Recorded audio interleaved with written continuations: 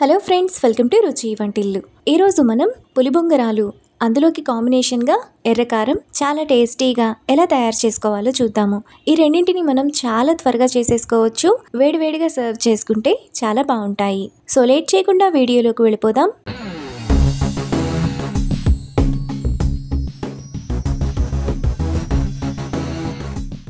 ముందుగా ఎర్రకారం చేసుకోవడానికి 5-6 ఎండుమిరపకాయలను వేడి నీళ్ళల్లో 10 నిమిషాల పాటు నానబెట్టుకొని వేసుకోవాలి. ఇప్పుడు సన్నగా తరిగిన 2 ఉల్లిపాయలు, 5-6 వెల్లుల్లి రెబ్బలు,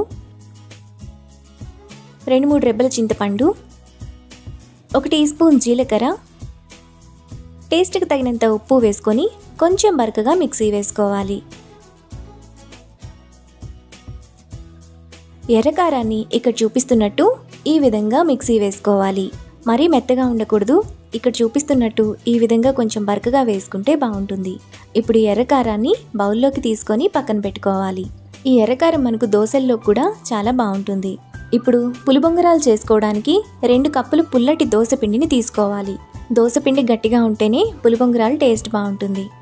ఇప్పుడు దోశల పిండిలో సన్నగా తరిగిన 1 పెద్ద ఉల్లిపాయ, సన్నగా తరిగిన 2 పచ్చిమిరపకాయలు, సన్నగా తరిగిన కరివేపాకు కొద్దిగా, 1 టీ స్పూన్ జీలకర్ర, టేస్ట్కి తగినంత ఉప్పు వేసుకొని పిండిని 1 నిమిషం పాటు బాగా కలుపుకోవాలి.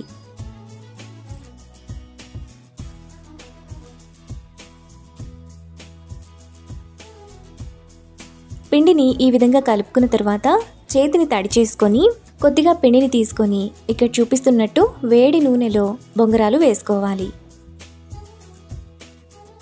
ఆయిల్కి సరిపడినన్ని మాత్రమే వేసుకొని మీడియం ఫ్లేమ్లో బ్రౌన్ కలర్ వచ్చేంత వరకు ఫ్రై చేసుకోవాలి.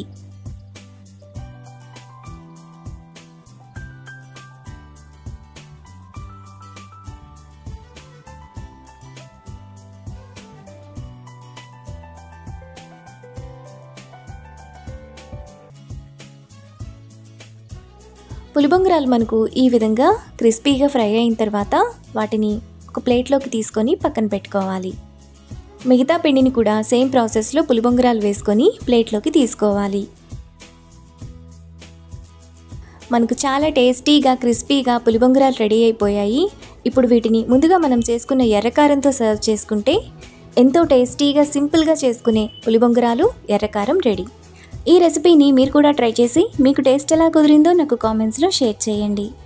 ఈ వీడియో కనుక మీకు నచ్చినట్లయితే లైక్ చేసి, షేర్ చేసి, సబ్స్క్రైబ్ చేయండి.